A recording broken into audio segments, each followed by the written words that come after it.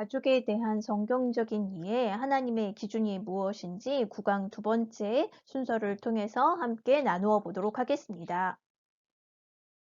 하나님께서 이 세상의 모든 권위자들을 세우셨지요. 하나님이 창조하신 세상에 이 세상을 다스릴 수 있도록 권위자들에게 그 권위를 하나님께서 주신 것입니다. 하나님께서 세우신 권위를 통하여서 공동체 안에 안전과 질서가 유지되도록 하나님은 원하신 것이지요. 하나님이 이 땅에 행하시는 것처럼 하나님의 사랑과 공의가 행해지도록 이 권위자들을 세워주신 것이라는 것을 우리가 기억해야 합니다. 특별히 부모에게 주신 아버지의 하나님의 권위 앞에 순종하는 것이 옳은 일이라고 성경은 우리에게 말씀해 주고 있습니다. 모든 권위를 부여하신 하나님께서 부모의 권위를 통해 가족의 질서를 세우기 원하시며 또한 하나님이 세우신 권위를 인정하는 것, 그리고 하나님이 세우신 이 질서와 권위에 순종하는 것이 바로 하나님의 말씀에 순종하는 것이기 때문입니다. 이것이 바로 약속 있는 첫 계명으로 잘되고 장수할 것이라는 복을 약속해 주셨지요. 즉 성경은 순종함이 복이다 라는 말씀을 우리에게 계속해 주고 있습니다. 우리에게 주신 하나님의 약속은 영원하신 약속은 하나님의 말씀대로 살 때 우리가 영원한 생명, 영원한 복을 누릴 것이라는 약속이지요.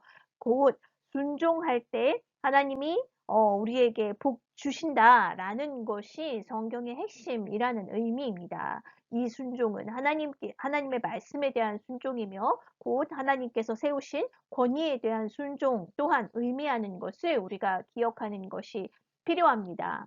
그러나 권위자로서의 부모는 우리가 이 권위를 행사함에 있어서 하나님이 우리에게 하시는 것과 같이 하나님의 질서와 안전을 세우기 위해 사랑과 공의를 드러내기 위해 우리가 권위를 세워가고 있는지를 생각해 보아야 할 것입니다.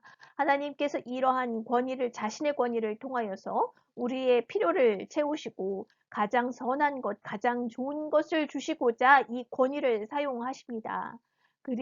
따라서 하나님의 뜻에 순종하게 될 때 참된 기쁨과 평안의 복을 누리게 되는 결과가 따라오게 되는 것이지요. 하나님의 뜻에 순종하는 것이 참된 복을 누리게 되는 결과를 아이들이 깨달게 된다면 이 권위에, 부모님의 권위에, 하나님의 권위에 순종하여지게 되겠지요. 우리 하나님은 최종 권위자이시면서도 또한 너무나 인격적인 분이십니다.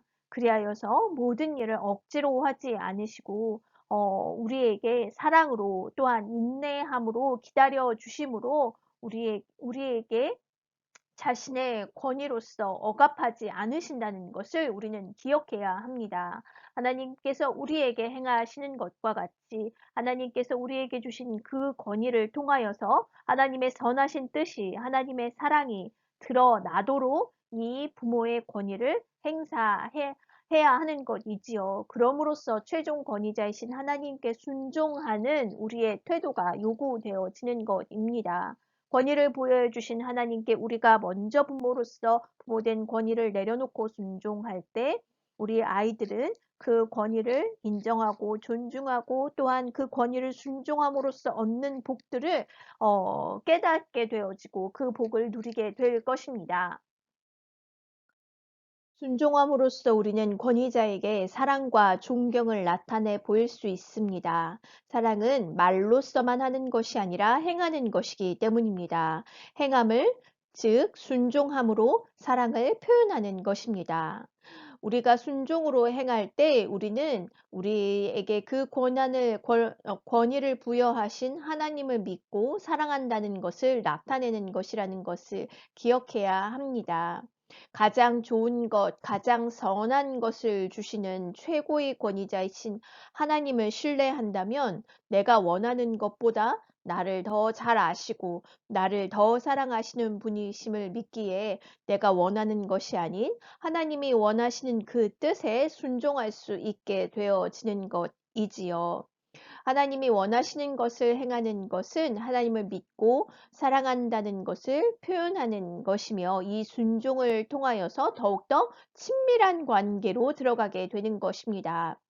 순종을 통해 우리는 하나님의 뜻을 더욱더 깊이 알 수 있게 되어짐과 같이 하나님께서 부여하신 권위를 주신 부모에게 순종하게 될 때 우리는 부모와 더욱더 사랑하고 존경하는 친밀한 관계를 맺게 되어지는 것이고 참으로 서로 간에 돌보고 섬기고 희생하는 공동체가 되어져 가는 것이라는 것을 기억해야 하는 것입니다.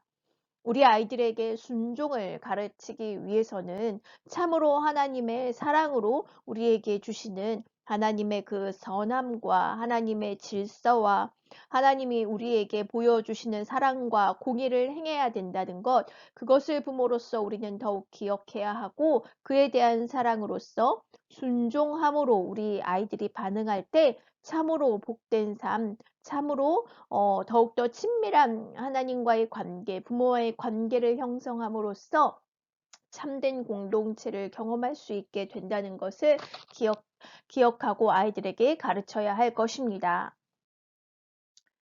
부모님의 사랑과 순종에 대한 내용은 아빠는 너를 사랑한단다 라는 이제 기독교 동화를 통해서 생각을 해보려고 합니다. 여기서 나오는 아빠는 사실 하나님 아버지를 의미하고 있는데요. 우리는 조금 더 이것을 가족 공동체에 적용하여서 우리의 부모님이 우리를 사랑하시고 그 부모님의 사랑 을 믿고 신뢰한다면 부모님의 말씀에 순종할 때 우리가 참으로 안전하고 행복할 수 있다라는 것도 함께 생각해 보는 그러한 과정으로 전개하려고 합니다. 아빠는 너를 사랑한단다 라는 동화는 툴툴리아라는 공주가 이제 주인공입니다. 이 공주는 자기 마음대로 이제 하고 싶어서 치녀의 옷을 입고, 궁전을 빠져나오지요. 그리고 제투성이 아이들과 함께 어울리다가, 결국은 다시 이제 궁전으로 돌아가는 내용입니다. 왕인 아버지가 공주를 맞아주면서, 툴툴리아가 제투성이 아이들처럼 행동했더라도 여전히 너는 공주이다. 네가 공주인 것이 변하는 것이 아니다. 라고 알려주지요. 공주답게 행동하고 누리면 더욱 행복해질 수 있다. 라고 왕이 공주에게 이야기하였습니다. 공주는 왕에게 용서를 구하였고 왕은 언제나 용서해주고 언제나 기다려줄 것이라고 동화는 마무리가 됩니다. 여기서 왕은 우리를 낳아주신 부모님이기도 하며 우리를 만드신 하나님 아버지를 뜻합니다. 툴툴리아 같이 우리가 부모님의 권위에 순종하지 않고 마음대로 행동하고 싶을 때가 있습니다. 그러나 부모님의 사랑은 언제나 우리를 기다려주시고 용서해 주시지요. 우리가 하나님의 자녀로서 하늘나라 왕자 공주임을 기억하고 왕자 공주처럼 행동하고 하나님 아버지를 믿을 때 우리는 참으로 기쁘고 안전하게 행복할 수 있습니다. 부모님은 우리가 안전하고 기쁘고 행복하게 바라시지요. 그래서 우리에게 말씀하시는 것이고요. 이러한 부모님의 사랑에 순종함으로 행동할 때 우리는 엄마, 아빠 사랑해요 라고 우리의 순종을 통하여서 엄마, 아빠에게, 부모님께, 하나님께 보여줄 수 있는 것이라는 것을 아이들에게 깨닫는 시간이 되었으면 좋겠습니다. 개념나무의 이제 단어들로는 주인공은 공주, 그다음에 왕, 그리고 자기 마음대로 살아가는 제투성이 아이들 등의 이제 등장인물을 넣었고요. 제투성이 아이들은 마음대로 행동하지만 궁전에서 공주에게 요구하기는 부모님 말씀에 왕의 이제 말에 순종하기를 원하는 것이지요. 그것의 근본적인 이유는 우리를 사랑하기 때문이며 우리가 안전하고 행복하게 원하시기 때문이고 우리가 그렇게 부모님의 말씀에 순종하지 않을 때도 언제나 기다려주시고 용서해 주신다라는 생각들을 아이들이 갖게 되었으면 좋겠습니다. 자, 사실 질문을 통하여서 문제의 핵심이 무엇인지 생각할 수 있도록 정리하게 되는 시간이 되었으면 좋겠습니다. 공주의 이름에서부터 사실 이 문제점이 문제가 무엇인지가 드러나고 있지요. 툴툴리아라는 이름을 통하여서 우리가 가지고 있는 죄성, 불순종하고 있는 마음들 이러한 것들을 엿보게 합니다.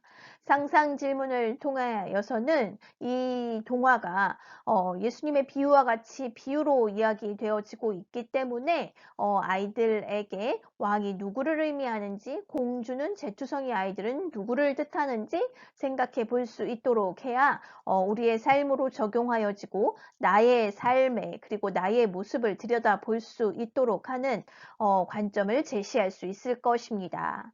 적용 질문에서는 툴툴리아처럼 부모님께 이렇게 나도 행동한 적이 있는지, 제투성이 아이들처럼 행동한 적이 있는지, 왜 부모님이 우리는 하기 싫은 일들을 하라고 말씀하시는지, 하나님은 왜 왕자 공주처럼 행동하라고 말씀하시는지 문제의 본질적인 그리고 동화의 핵심적인 내용들을 이 자신의 삶에 적용하여서 아이들이 이해할 수 있도록 생각해 볼 수 있도록 질문을 던지는 것이 필요합니다.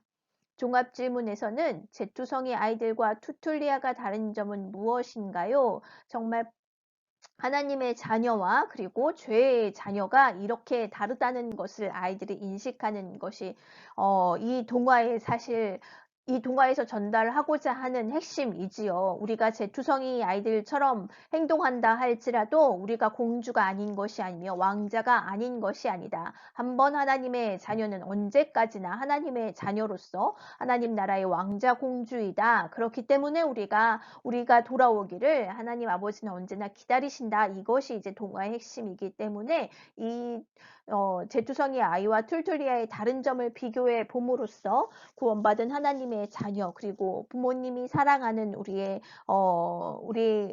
자녀들은 그 사랑이 언제나 한결같다는 것을 아이들이 생각할 수 있도록 질문을 던지는 것이 필요하지요. 자, 그리고 정말 부모님을 사랑한다면 말로만 하는 것이 아니라 순종할 때 우리는 부모님을 사랑하는 우리의 마음을 보여주는 것이라는 것을 아이들에게 꼭 이 질문을 던졌으면 좋겠습니다. 그리하여서 순종하는 것, 이 아빠, 엄마에게 하나님의 말씀에 순종할 때 우리가 안전하고 행복할 수 있지만 또한 이렇게 순종함을 통하여서 사랑을 보여주고 부모님에 대한 하나님에 대한 사랑과 믿음을 보여주는 것으로 더욱더 깊은 사랑의 관계가 되어진다는 것을 아이들이 생각할 수 있도록 질문을 던져주셨으면 좋겠습니다. 이것으로 이번 학기 가정에서 믿음의 씨앗 심기 모든 강의를 마치게 되었습니다. 여기까지 이렇게 많은 강의들을 하나하나 열심히 들어주셔서 너무나 감사합니다.